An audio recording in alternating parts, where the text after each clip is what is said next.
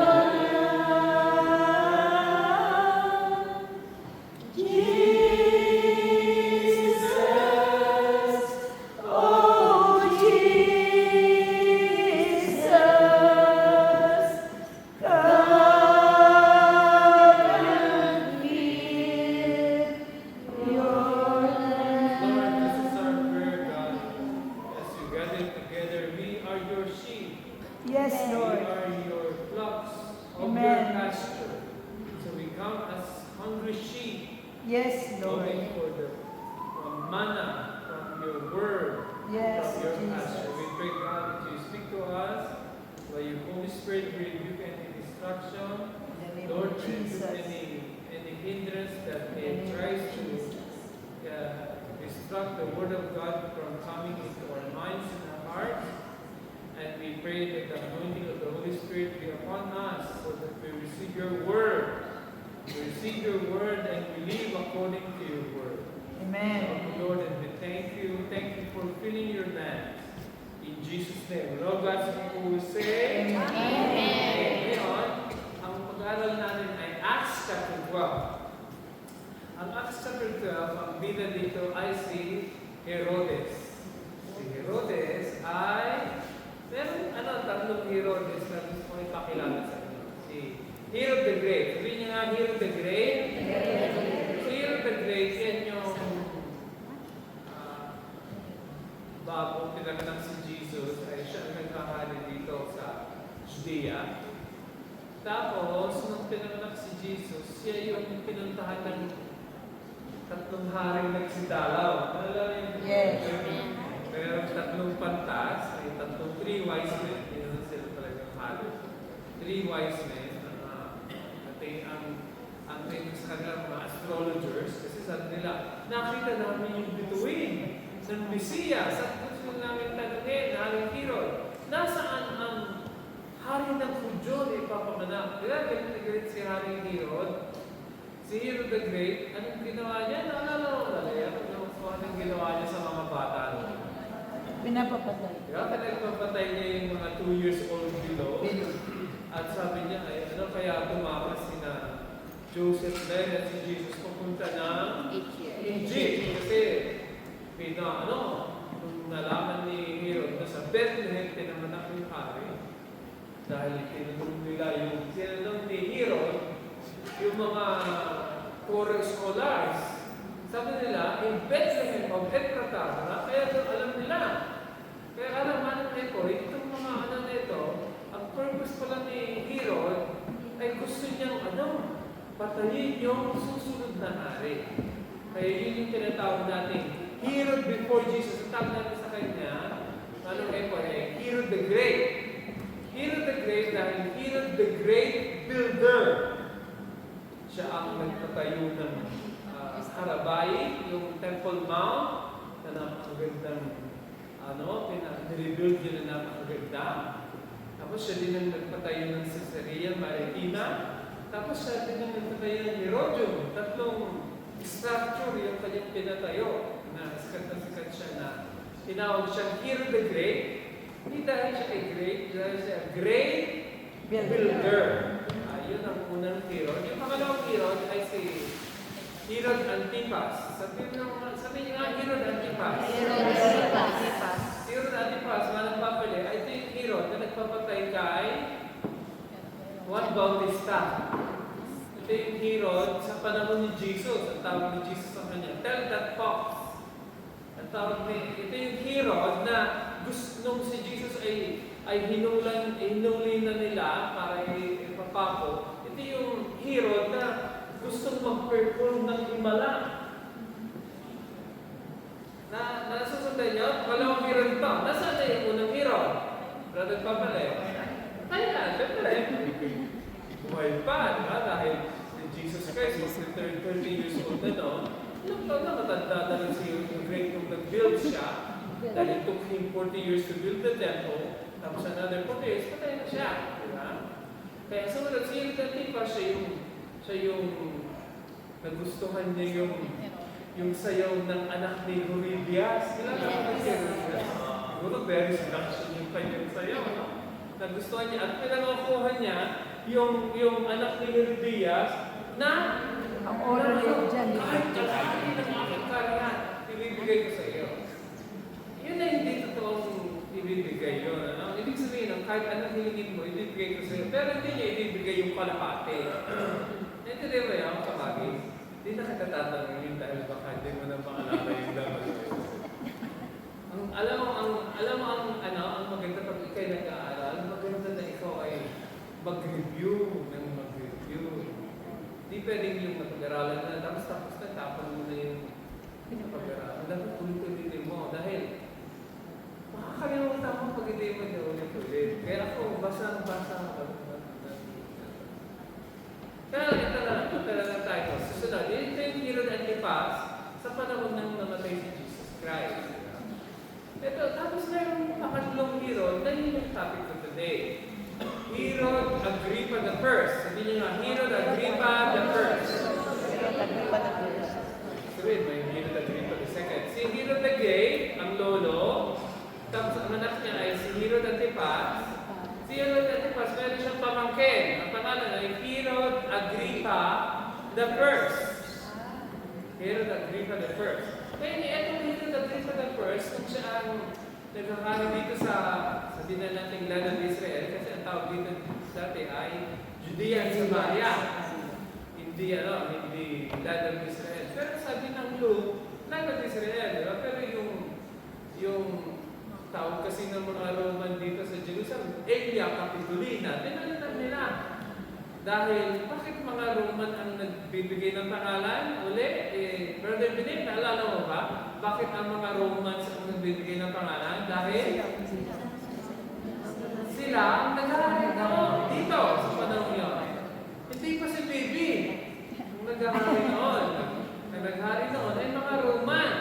Kung papasinin natin, hanggang sa panahon ng Book of Acts, nagsimula sa panahon ni Jesus Christ, John the Baptist, ang mga Romans ang naghahari dito, hanggang sa panahon ng Book of Acts, sila pa rin. Nagpapalit-palit lang anti-baby yung mga emperor o yung mga ruler, pero mga Romans pa rin. Nagtatalaga ang Rome na mga ruler dito. Kaya itong ruler na ito, na pagdiskitahan niya yung tatlong leaders ng church. Ate-baby, sinong tatlong leaders ng church? Kung napapakinggan na sa sabi to at 2 services ka pa,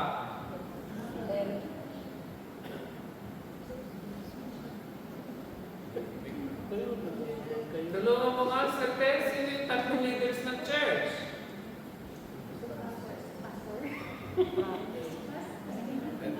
Peter, James, and John. Si Peter, ang pangalan niya sa Hebrew ay Petrus. James, ang pangalan niya sa Hebrew ay Jacobus. At tapos si John, ang pangalan niya sa Hebrew ay Yohanan. Certes, ang pangalan ni Pedro, sa Hebrew ay Shimon, sa Hebrew ay Petros. Tapos ang pangalan ni James, ang pangalan ni James sa Greek ay Jacobus, at sa Hebrew ay Jacob. Diba? Tapos, yung last, si Yohanan, ang pangalan niya sa English ay John. Sa Hebrew ay Yohanan, tapos sa Greek ay Yohanan. Yan. Itong tatlong ito, ang pinakamalapit na disciple ni Jesus Christ. Si Peter at si James and John. Si James and John ay magkapatid.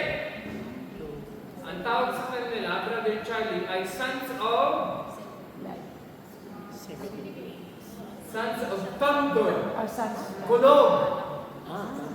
Sons of thunder. Dahil sila yung mga high blood na alagad. High blood. Gagalingin sila. Pag may mga sila yung mga, minsan sila Jesus ay pumunta ng Samaria dahil yung mga Samaritan ayaw sa mga Hudyo. Ang sabi ng dalawang magkapatid na ito, Lord, anong gusto nyo? Pakulanin namin ng apoy para mapatay itong mga Samaritan na ito? Ang sabi ni Jesus, anong klaseng espiritu kayo? Hindi ako dumating dito para magpaulan ng apoy, kundi para magligtas ng mga tao. Malinaw ba yan, Sir Cathy? Ngayon, itong dalawang ito na magkapatid, ang napagtripan ni Haring Herod, sinong Herod? Herod the Great? Herod Agrippa. Agrippa na ito, napagtripan niya si James. Yung dalawa magkapatid, diba? At pinabubuto niya si James, manang heads. Buti, nabasa mo, Ate Cathy, kung pabubuto niya? At kailan niya ginawa yan? Talagay mo, Ate Cathy, anong piece na pinatay niya? Anong piece pinatay ni Herod si James? Pesa. Correct, pesa. Yung pesa, tanda niyo yung pesa na yan, very significant. Dahil pesa, pinatay si James. Malagyan, sino ba ang unang pinatay bago si James? Si Jesus. Pinatay ng pesa. Kaya huwag natin kakalimutan. Very significant yung pagkapesa ng pinapatay. Dapat ang pagpatayin ay ilan, di ba? Tapos napatay na nila yung Lamb of God. Sino yung Lamb of God? Jesus. Diba? Jesus yung Lamb of God. Pero gusto pa rin nilang patayin yung James na kapatid ni John. Ngayon, tanda mo na yung James ay pinapalitan ni King James, kung kailangan si King James, yun yung nagpa-translate ng Bible from Greek into English. Siningin yung pangalan na. Dapat ang pangalan ng tatlong alagad ay Petrus, Yohanan at Jacobus. Jacob. Sabi niya, lahat ng Jacob, gawin yung James. Kaya hanggang ngayon, ang translation natin, Santiago. Di ba? Malino na. Ang pangalan ni James sa Hebrew ay Jacob. Ang pangalan niya sa Greek ay Jacobus. Kaya dapat ang kanyang English name ay Jacob.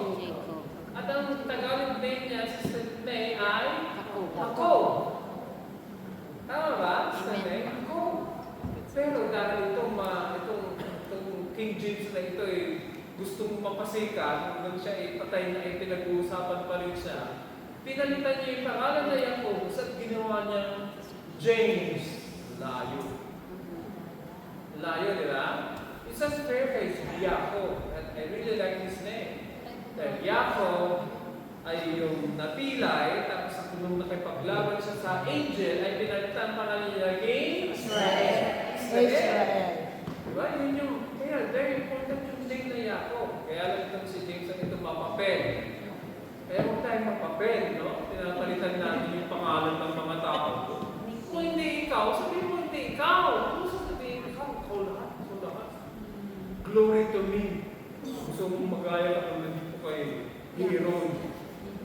Herod Agrippa na ito. Kaya, nang pinamatay niya si James, ito yung mga religious leaders. Sino na nasigaw? Hindi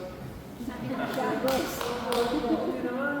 Pinamatay mo si Jacob, si James. For the sake of discussion, gamitin lang natin yung maling pangalan, yung James. Hindi, tuwa sila. Kaya ang ginawa niya, pinahuli niya si Petrus. Peter. At nung maipakulong niya si Peter, ang isip niya ay siya ang susunod na ipapapatay at Jeanette. Kaya ang ginawa ng church, ano ginawa ng church sa Jeanette? Nag-pray sila. Nag-pray sila. Hindi sila nakapaglaban sa Roma. Hindi sila tumapat sa mga religious at nagbabato din. No? Hindi, ang ginawa nag-pray sila. Diba? Habang nakakulong si Peter, susunod na siyang papatayin ni Haring Herod, nag-pray ang church. Gusto mo kumabil ng konti para na-apply dito sa church natin. At Jeanette, alam mo matagal na dapat akong patay. Alam mo matagal na dapat tinawagan ni Sister Melanie Siramis at ako inilibig na sa CNA 7 days. Alam mo ba kung bakit buhay pa ako? Sa prayer. Because of prayer. Maraming nagbibigay. Amen. At sabihin mo sa sabi mo, oy, dahil sa iyo yung prayer daw. Buhay ka sa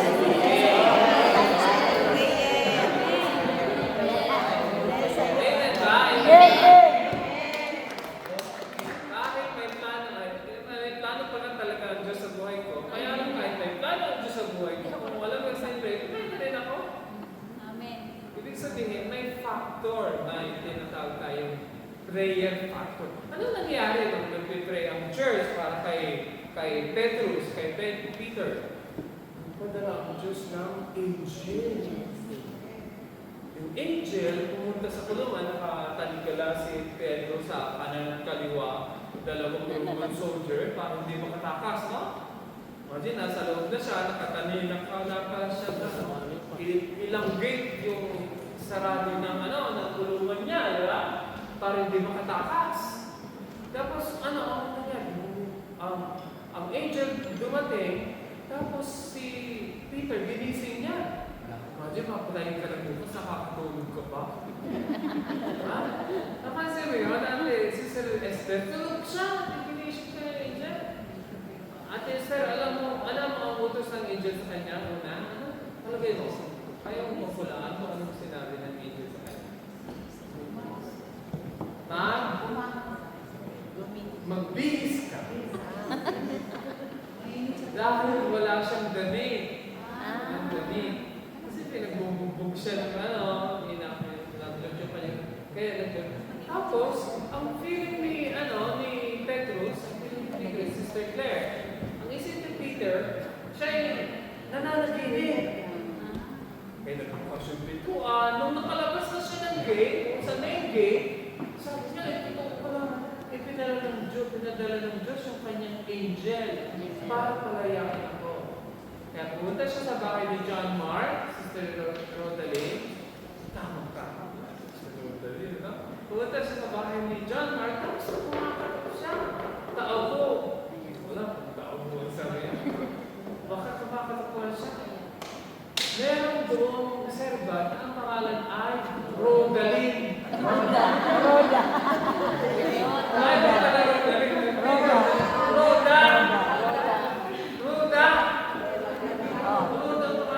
Nung marinig dyan, sabi tao ko, napususan niya si Peter. Ay, si Peter! Hindi niya binuksan. Si Peter, kumakatok na. Sa excitement ni Rodaline, pumunta si Rodaline sa kapatid ni Peter. Ay, dito na si Peter! Hindi niya binuksan. Anong sinasabi mo dito na si Peter? Lord, palayain si Peter, Lord! Nandito na si Peter! Sabi lang mo ni Peter, huwag kang pwede dyan! Anong angel na yung dumating? Hindi pa si Peter! Hindi tayo makapagpred, sabi ni John. Parang palayakin si Peter. Di sila naniniwala na sinagot na ng Diyos. Ang prayer. Yung prayer nila. Ibig sabihin, kung minsan hindi tayo naniniwala na yung prayer natin ay sinasagot ng Diyos, pero may ginagawa ang Diyos. Amen. Kilala ka ba daw, Brother Ben, na nag-pray ka ng isang bagay, pero may ginagawa ang Diyos. Itong mga itong mga student, mga disciple ni John, yung mga prayer meeting niya, kung mag-pray, hindi katulad ng mga prayer natin, nakikita ko yung prayer warrior natin sa Friday at Sunday, mga nanonood ng nag-pray. Mas nakikigagat sa talas, kwentuhan sila kapag hindi ko na nag-prayer, mga kapatid. Hallelujah. Thank you, Lord. Mga Koreano,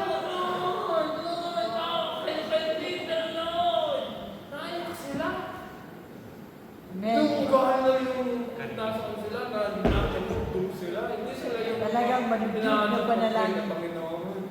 Pag pinapakinggan ko yung mga nagpe-pray, naatok ako eh.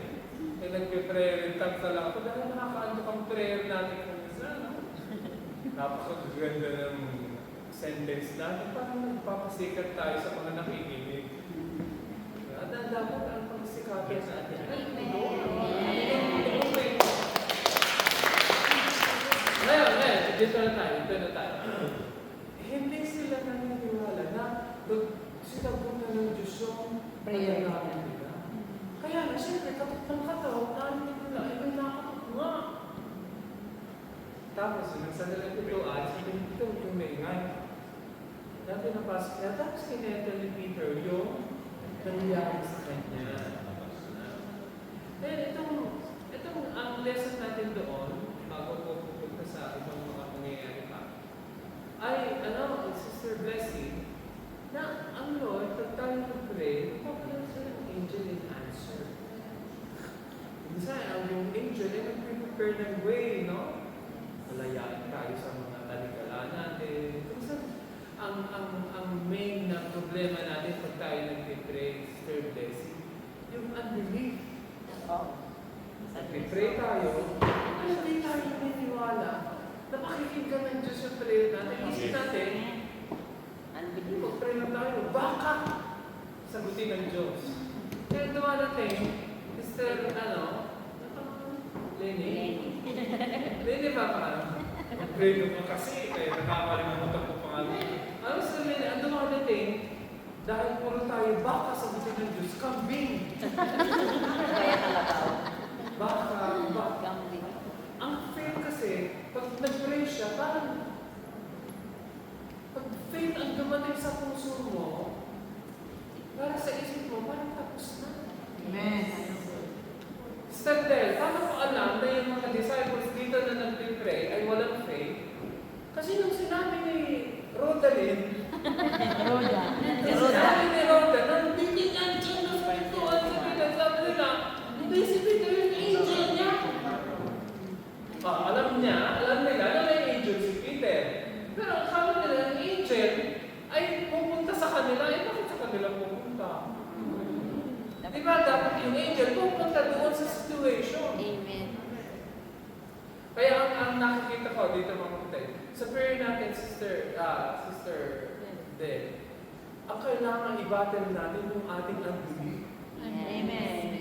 Kailangan kalabanin natin, Manong Jenny, o Sister Jennifer, yung kawalan ng pananampalataya. Amen. Kaya kung minsan, ang pinaka-main thing na kailangan natin gawin, kung naman meron pa unbelief, sabihin mo, Lord, I believe, help my unbelief. Amen. Meron pa rin akong unbelief, kaya hindi ko makita yung sagot sa prayer ninyo. Lord, tulungan niyo ko sa aking unbelief. Palayain niyo ko dito sa akin. Dahil kung minsan, ang Diyos ko nito ng panalangin, kaya bakit hindi natin nakikita? Noon, ngayon, at huwag sana magpakailanman, may utang ka pa din. Bakit? Dahil ang faith mo, noon hanggang ngayon, kanina pa rin. Hindi mo pa kayang paniwalaan ng Diyos, kaya mong bayad ng utang mo. Hanggang ngayon, may utang ka pa rin. Kaya yan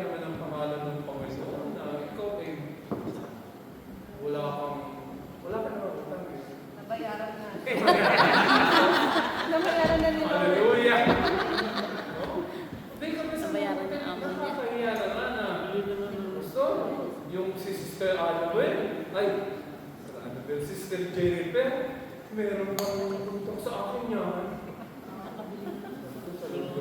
Binili na ako dyan dito. Masingil nga. Hindi maganda na kayo. Pero then, bakit hindi maganda na kayo? Maganda na o hindi maganda? Para sa'yo baka maganda. Maganda in a sense na siguro pag business yung inutang. Pero hindi maganda kung may mga lubo. Maganda. Tapos hindi mo siya mababayaran. Walang Para hindi mababayaran. Ang problema ko sa utang, sa akin lang tala, ang problema ko sa utang, ang utang ay tinataya mo yung pera hindi pa dumadating sa iyo. Naintindihan niyo?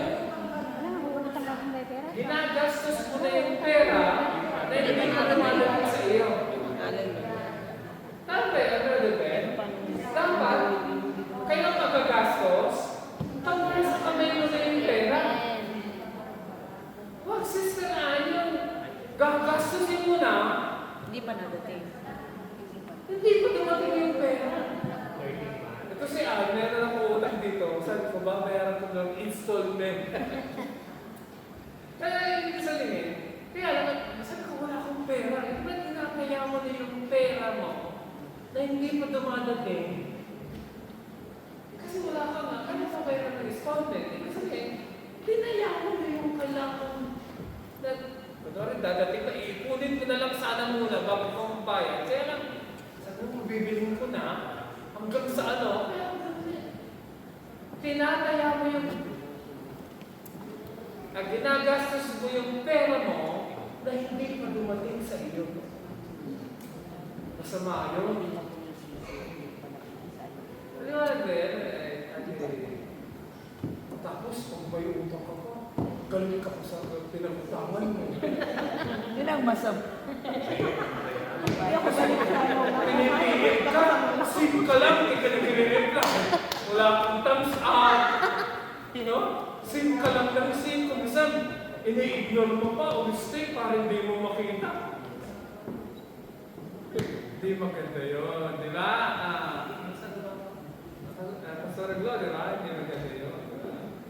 Ito, marami rin nakautang dito na hindi na nagbabayad. May atila no? Patay na yung iba. Patay na daw yung iba. May ayaw kong magpautang ng tao. Patay. Dahil namamatay. Pag namatay, hindi na makabayad. Oh. Bakit naman, Ate Janet, na kunwari akong nangutang, ang sisingilin mo kayo si Pastor Melody, no? Ayan Si Pastor ko ay bago namatay, umutang. Patay na, kaya wala siya, no? Kaya kayo na lang po ang sisingilin ko. Imagine, patay ka na. Problema ka pa ng asawa mo. Diba, Pastor Renay? Grabe yan. Ngayon, punta na tayo dito kay Herod. Si Herod na ito ay, di ba nakalaya na si Pedro. Itong si Herod na ito, may mga taga-Tiro at Sidon. Alam niyo ba yung Tiro at Sidon? Ang Tiro at Sidon ay dito sa taas ng Israel sa kaliwa. Ano ang taas ng Israel sa kaliwa? Iba na? Lebanon. Sa kaliwa, Syria. Syria. Yung Tiro at Sidon ay sa Lebanon.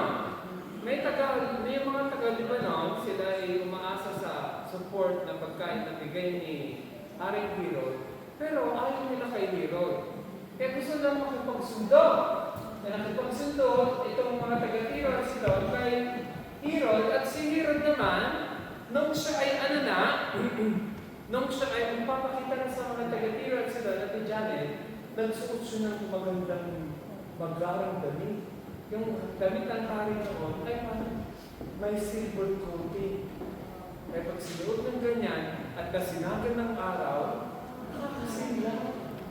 Very glorious siya. Kaya sigaw ng mga tao.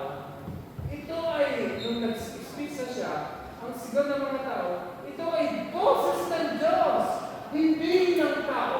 Basahin nga natin yung verse natin. Sumigaw ang mga tao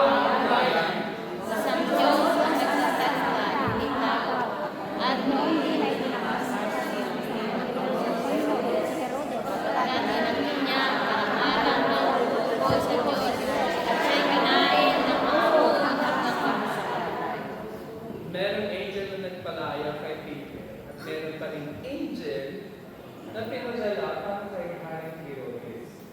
Itong mga tao dahil gusto nga nila makapagsundo kay Herodes, ang tawag nila kay Herodes ay Diyos. Sabi nang i-speech siya, sabi nila, ito ay boses ng Diyos, hindi ng tao. Anong reaction ni Herod? Sabi niya, inangkin niya ang Glory ng God. inangkin niya ang karangalan ng sa Diyos. kaya ba maging mayabang? Bili ka ng bili, bago lahat ng gadgets mo, puro utang naman.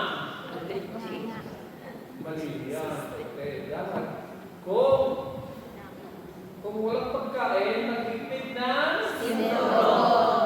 bili ng bili. Ay, may sahod naman. Kaya mo ng hindi pa dumadating. Mabuti kung necessity, di ba? Kung minsan, sabi ng mga iba, gusto mo maling sa likod mo, so what? Basta gumagal. Yung mga ibang kapatid, dala-dala mo ang cellphone. Sabi ko, wow. Ay, grabe na. Kaya mahal ng cellphone. Pati, 1,700.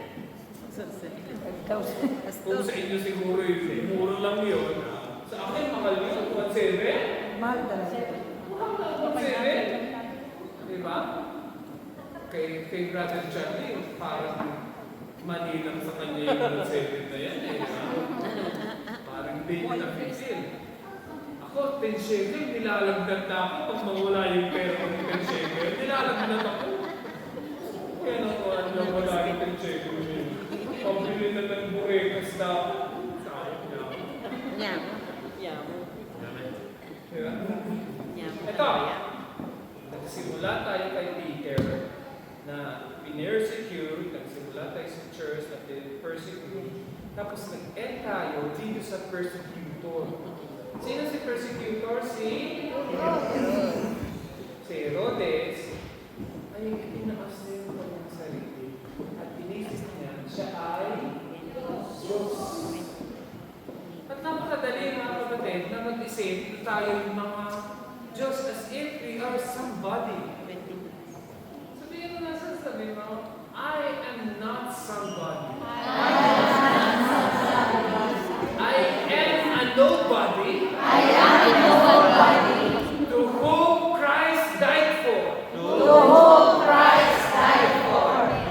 Sabi, kahit ikay nobody, pero si Jesus ay namatay Para sa sa akin. Amen. kaya dahil doon, ikaw ay somebody. Hindi dahil sa atin, dahil tayo, mga tayo, kahit mga believer na rin, kung minsan, pakuha-diwan-diwan tayo, hindi pa rin tayo straight na nasa ng salon, di ba? Kung minsan, prayer natin, dapat mag-pray, nakatutulog na rin tayo, di ba? Basta, unahin natin yung mga mahalagang bagay pag tayo ay pagod, di ba? Nauna din natin yung ating sabi na okay lang naman. Pero on the other hand, kung minsan, kung meron tayong choice, we rather choose the wide way than the narrow way. Kasi yung wide way, mas madali. Di ba? Yung mas komportable. Pagka susunod ka sa Panginoon, mga kapatid, ang daan, pasikip ng pasikip. Doon sa maluwag na daan, lahat mabibili mo. Sa masikip na daan, kahit luma ng cellphone mo, magtitiis ka. So, bakit naman? May pera naman ako. May pera ka. Hintayin mo yung sahod mo, Sister Melinda. Huwag kang bibili ng utang. Marami nga laman ng luman.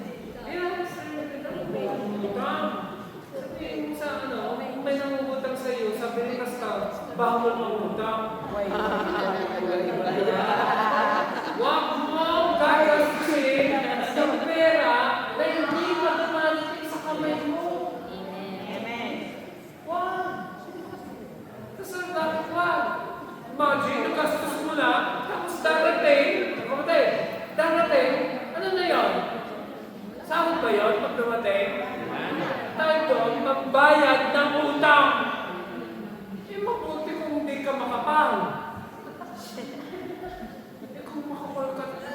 nagkaka-assignment ka na muna, nakakalimutan yung mga undangan mo. Hallelujah. Yun lang. Kung minsan na, basta bakit kailangan mong i-preach siya? Mga kapatid, ang tagal-tagal na natin kasama. Ako po, hindi ko naman sinasabi ko na ako, may utang ko kayo ng Jesus.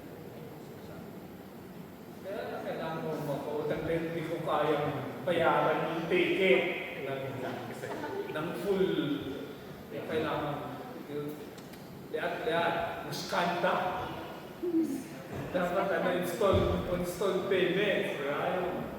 Konti-konti. Pero ang ibig sabihin ay ganito. Dito sa lesson natin, it is about Peter and Herod. Si Herod, nagmamalaki, nagmamayabang, kaya siya ay binagsak ng Diyos. Ikaw din, nagmamalaki ka palagi, nagbabulaan ng gadgets mo at damit mo at sapatos mo. Bakit po tayo katulad kay Herod? Bumagsak. Okay lang. Bibili mo ay cash. Mabuti nila. 6 years na nga. Okay lang. Yung nabili mo ay cash. So, utang. Ay, wag naman. Huwag naman. Basta, bago mo mag-utang, ito, sinabi ko naman, may utang ako kay Gina, no? Pero ang ibig sabihin ng kapatid, huwag ka mag-utang. Kung ang sakot mo naman, ay kukunti din lang. Hindi kaya. Marami. Ang ganun mas malaki sa sahod mo. Kaya kung mangutang dahil nandiyan si Pastora Melody, at nandiyan kayo na may mga naglalanggip sa akin, no? Kaya kayo pambayan ako ng utang. Kung ikaw naman, kung sakot kang inaasahan at walang naglalanggip sa'yo, naglakas loob na utang ng utang. Kasi bakit ako yung pinapatamaan mo ngayong gabi ito? Dahil ayaw kong ikay mabuhay sa utang. Sabi naman, mabuhay tayo sa mananampalataya. Sabi ni Sister yung napasok, yung dapat mo yung napasok, hindi mo lang pinagastos, di ba? Dapat meron kang para sa savings, di ba? Meron ka dapat para sa pension, para sa insurance, di ba? Para sa SSS, para sa Impito. Dapat Impito ka! Video live. Dapat marami kang nilalagyan na ito, nakalagay ka na ng, nakapag-type ka na, nakapagbigay ka na ng, sa SSS, tapos gamas mo yung mga. Ay, hindi. Dapat nag-iisip ka. Hindi ako palaging nasa Israel. Pag nahuli ako, dapat iniisip ko yun. Dapat iniisip ko, pag nahuli ako, at least meron ako nakasubi. Alam niyo ba yung nakasubi? Hiwalay. Ito, kaya ayaw ko mga kapatid na yung pera mo, pinapadala mo sa kung kani-kanino. Dahil kung minsan yung kani-kanino, sabi niya, hindi pa naman gagaling yun. Gagastusin niya. Asawa ko naman yan. Ay! Nanay ko naman. Ay! Pagdating mo, nasa na pera ko? Ay!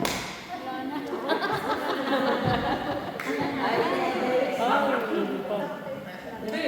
Kasi bakit? Hindi ko sabihin niya ako, titiwala ko kapatid. Pag pera na, kahit kapag sa sila, Nakakalimutan. pag pera na, ewan ko ba, parang makaslap talaga yung pera, no? Anong advice ko sa advice ko? Ay, isubi. Kung meron kang banking online, iba. Meron ka dapat Nakatabi. Hindi dapat utang si Sir Irene.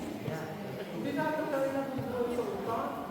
Dapat meron kang pinaglalagyan. Kahit nakukunti na yung tira, ay, hindi tuloy ako makapagsini. Ay, hindi tuloy ako makabili ng pinto. Ay, hindi tuloy. At least, napunan mo lahat ng dapat lagyan. Sabi nila, pinagluhan na, lalo lang ang may bibili kami. Gamit, ang lahat ng damit ko, yung ukay-ukay. Okay lang! At least, may pera ka sa bangko.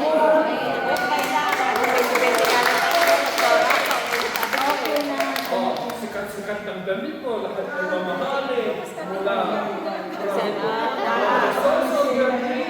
from your hair. No? Ultimo yung sapatos mo, pati yung koba mo ay mamahalin. Tapos puro utang ka naman. Aray ko. Gusto ko yung nakaasa na lang sa umaluhan, kung saan ang mapili, kung siya bagay yung isa. Pero may pera sa bangko. Kaysa yung puro lahat bago, tapos puro utang. Ayaw ko yung gano'n natin. Yung grabe, no? Grabe yung forma mo. Puro utang ka pala. Saan bakit nag-iutang si Haring Hero? Dahil si Haring Hero, ang inutangan niya ay Diyos. Yung glory na para sa Diyos, pinangkin niya. Huwag natin uutangin yung mga bagay. Pag para sa Diyos, mas magandang i-advance kaysa Hindi mo lang namatay ang ginagawa. sa huli mo. Ano? Lord, bayaran ko na lang sa sunod sa sahod. Ibig sabihin buhay siya. Wag. Mas mabuti ng i-advance. Meron lang ako share bago pumunta ko sa Bilis na ito. dahil kami ni Melody ay may bigat siguro. Entitled kami, Manang Epoy. Anong Epoy? Manang Epoy. Entitled kami na mag-apply ng entitled ako. Dahil meron akong disability ako yung reality. Entitled ako na mag-apply ng disability benefits sa dito COVID. Nung nag-apply ako, tapos pinag-aralan nila since November 2025 hanggang June, hanggang ngayon, hindi ako nagtatrabaho. Kaya kinumpute ng itong blooming. Tapos, binigyan ako brother April ng 27,000.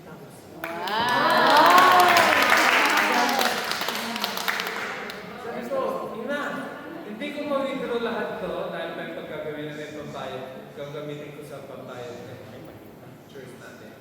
Sabi ko, ina, gusto ko mataytan na ito. Ayaw kong tataytan lang natin pag na-withdraw ko na yung nakukuha ko yung pera. Kundi gusto kong upfront, bigay na natin sa Lord yung 2.7 para hindi ko na iniisip yung masarap tumanggap ng 27,000 at Annabelle. Pero mahirap magbigay ng 2.7. Okay lang pag Pwede mo Pero sa day, masarap tumanggap ng 27,000 pero mahirap magbigay ng 2.7. Dito, sa Kaiser offering. Kasi ko, pwede ba natin i-advance? Ibig sabihin, hindi ko pa nakukuha ng buo yung 27,000 sa bank. Pero pwede ba natin bayaran din tayo para hindi ko na iniisip? Managing sa ni Melody dahil mapera ng asawa ko. Ano mo? Kaya, brother Ben, kung mag-asawa ka ng mayaman. Hindi naman si Pastor Abel. Bakit? Pero kung mag-asawa ka, sa akin, nag-asawa ko, binigyan ako ng Diyos ng mayaman, may bahay ako sa Mindoro. Hindi ako ang nagpatayo. Ang tawag natin dyan mga kapte, ay? Conjugal. Conjugal.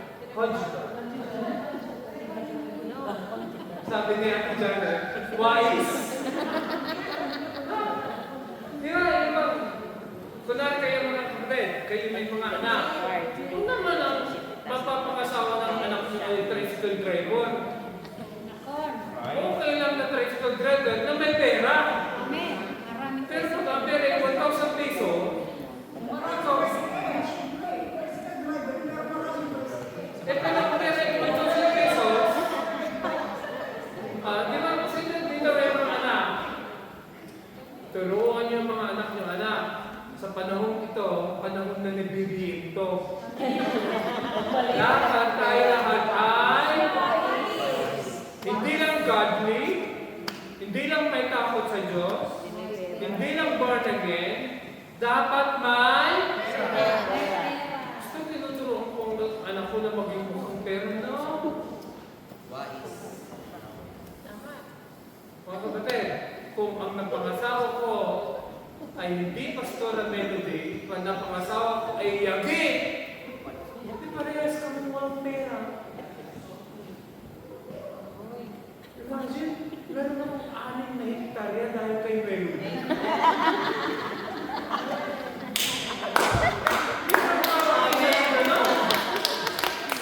Thank you, Lord.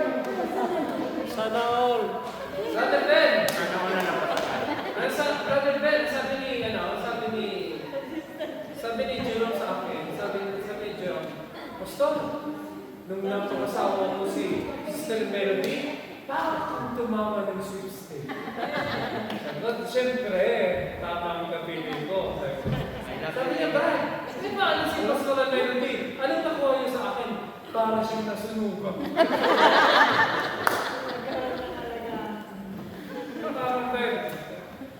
Tama ba yun? Hindi, pag napangasawa ng anak mo Yagi, sigurado, hindi ka naaalis sa Israel. Dito ka na mabubuhay, dito ka na mamamatay. Basta bakit? Eh, siyempre, isip mo yung anak mo. Yung apo. Kaya siguro mga magmamahal. Ano sa isip mo yung apo mo?